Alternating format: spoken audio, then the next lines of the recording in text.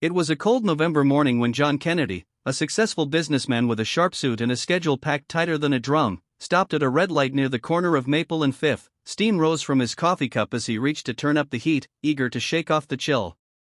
But just as the light changed, something caught his eye: a faded blue sedan parked beneath a flickering streetlight. The windows were fogged, but through the mist, he could make out the outline of a woman curled up in the driver's seat and, beside her, a tiny figure wrapped in a thin blanket. John hesitated, his hand frozen on the gearshift. He didn't know why, but something inside him told him not to drive away. He reversed into a nearby parking spot, grabbed his coffee, and walked toward the car. As he approached, he saw the woman's face clearly for the first time. She was young, maybe late 20s, with tired eyes that looked older than her years.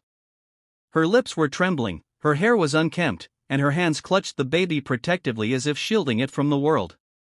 The baby stirred, whimpering softly, its tiny fists poking through a thin blanket.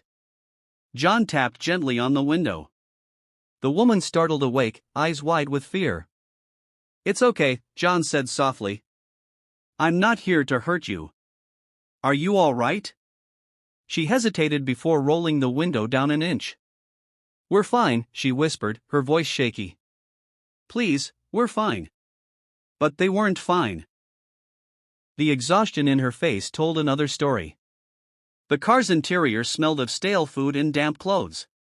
A half-empty baby bottle sat in the cup holder. John's heart twisted. "What's your name?" he asked. "Emily," she said, clutching her baby closer. "And this is Lily." John introduced himself and asked if she had anywhere to go.